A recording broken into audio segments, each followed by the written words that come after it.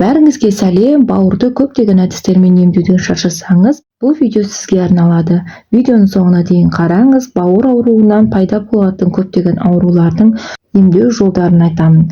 Әр ағзаның атқаратын өз қызметі бар. Адамның бауыры өзін тазалайтын жалғыз ағза.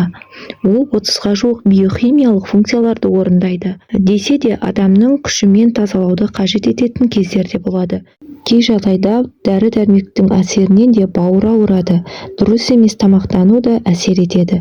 Сіз шамадан артық тамақтансаңыз, майлы және тәтті тағамдарды жесеңіз, қарныңызды фастфудпен тойдырсаңыз, онда бауырға салмақ түседі. Осы кезде бауыр өзін тазалауға күші жетпей, адамның тазалауын қажет етеді. Бауырды тазалайтын көптеген әдістерді айтамын. Видеоның соңына дейін қараңыз, сізге өте пайдалы ақпараттардың бірі болады. Адам ағзасы 65%-ға судан тұрады деген судың адам денсаулығына тигізетін пайдасы мен маңызы өте үлкен. Күніне 2 литр су ішу керек деген кеңесті жиі естиміз. Бауырға өте пайдалы қандай су екенін білесіз бе? Сонымен бауыр тазалаудың ең бірінші әдісі минералды су. Салауатты өмір салтын ұстанатындар барлық сусынның ішіндегі минералды суды артық көреді. Онымен емделіп шөлді басады, күнделікті ауыр диеталарды демейді. Бірақ дәрігерлер бұл сусынның шектен тыс көп ішуге кеңес бермейді. Біріншіден, минералды қоспаларды нақтылап алу керек. Егер 1 литрде 2 граммнан аз минералды қоспа болса, онда ол аз сумен бірдей. Егер 2-ден 10 граммға дейін болса, онда ол су шипалы аз суы болып есептеледі. Оны да дәрігерлердің нұсқаулығымен іше білу керек. Осы пайдалы минералды суды 2 апта бойында іш. Бауырға өте пайдалы. Дүкен сөрелерінен қарасаңыз, барлық маркалардағы минералды сулардың барлығы пайдалы емес. Менің айтып өткенімдей, 2-ден жоғары, яғни 6 мен 5, 7 мен 5, одан жоғары 10-ға дейінгі дағы минералды сулар, олар таза минералды сулар. Ол сіздің бауырыңызға жақсы әсер етіп, бүкіл ағзаңызға жақсы пайдасын тигізеді, емдік шипасын береді деген сөз.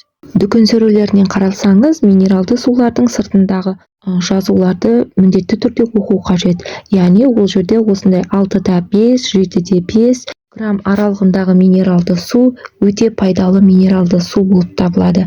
Ондай суларды 2 апта бойында алып ішсеңіз, бауырыңызды жақсы тазалайды. Егер сізде мына аурулар мазаласа, бұл бауыр ауруының белгісі болып табылады.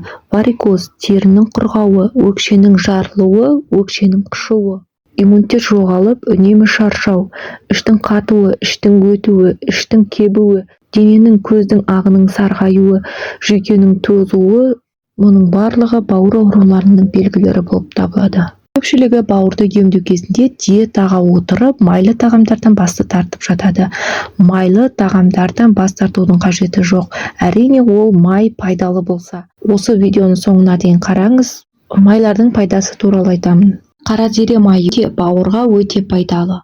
Осы кішкентай тұқымдардан қара зере майы деген өте пайдалы қасиеттері бар тамшылардың өнім шығарылады. Қара зере майының пайдасы: шығыс емшілері қара зере майын мыңдаған жылдар бойы қолданып келеді, ал жақында заманауи ғалымдар да оның құндылығын мойындады. Көптеген зерттеулер барысында осы өнімнің ағзаға әсер ете алатын және көптеген ауруларды емдейтін қасиеті бар екендігін дәлелдеді. Қара зере майында 100-ден белсенді зат бар. Өт айдайтын әрекеттерінің арқасында өттің іркілуін жоюға және өттің жолдарын тазалауға көмектеседі. Бұл май бауырды уытты заттардан шығарылуына көмектеседі. Бұл майды өт қабына тас байлану, гастрит, гепатит, дисбактериоз, панкреатит, гельминттер, яғни құрттардың. Қара зере майы тамақтан алдын 10 минут алдын шай қасықпен күніне 2 рет ішуге болады.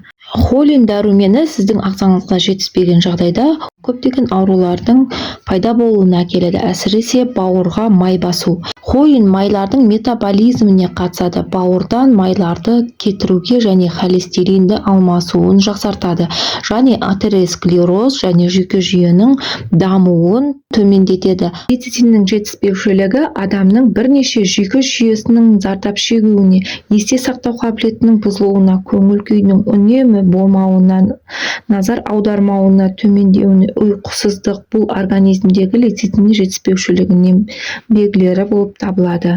Сонымен қатар, егер тамақпен бірге келетін лецитин адамға жеткіліксіз болса, ас қорыту бұзылысы басталады. Майлы тағамдардан бас тарту жиі диарея, енгізу, бауыр мен бүйректің бұзылуына келеді. Сонымен қатар, лецитин А, Д, Е, К дәрумендерінің ағзамызға жақсы сіңуіне көмектеседі. Ғалымдар адам қартайғанға дейін өмір сүруіне көмектесетін өнімді атады.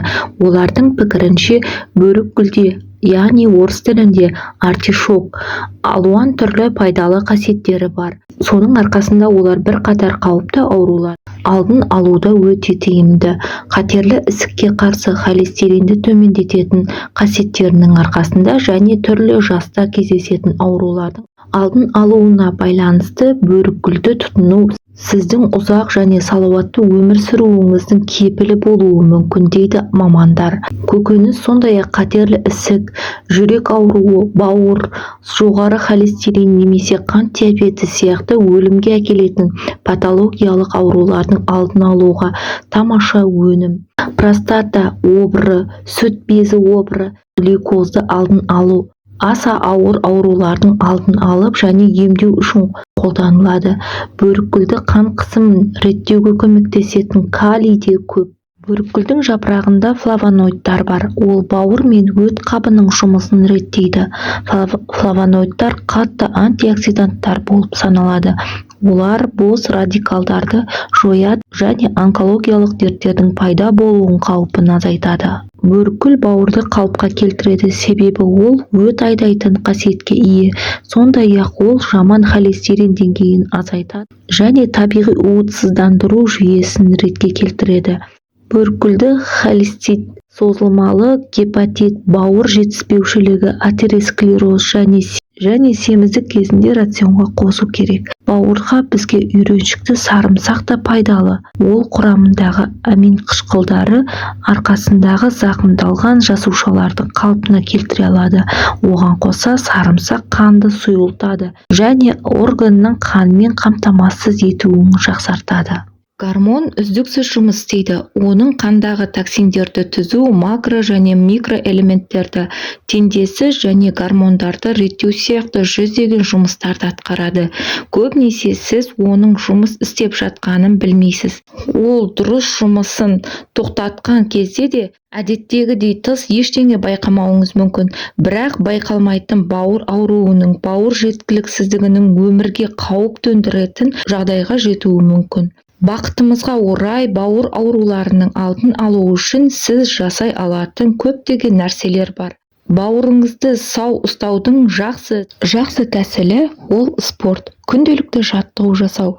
Тыңғылықты ұйқы мен күнделікті жаттығу, ауаның таза болуы да бауырдың дұрыс қызмет атқаруына әсер етеді. Бауыр күнделікті ішіп жеген тағамнан бөлек, бауыр сіздің денеңіздегі ауыз арқылы енетін химиялық заттарды өңдеп қана қоймайды, сонымен қатар мұрныңыз бен теріңіз арқылы енетін химиялық заттарды да өңдейді. Яғни сіздің ішіп жеген, киген киіміңіз де, жұтып атқан ауаңыздың да бауырға әсер етеді. Ауырмаңыздар, ем болсын, бауырларыңызды, кез келген мүшелеріңізді күтіп жүріңіздер. Менің айтқан кеңестерім сіздерге өте пайдалы болды деген сенімдемін. Басқа таныстармен сізбен бөлісе отырыңыз. Менің арнама тіркеліп, подписаться кнопкасын басып, лайк батырмасын басып, қолдау білдірулеріңізді сұраймын.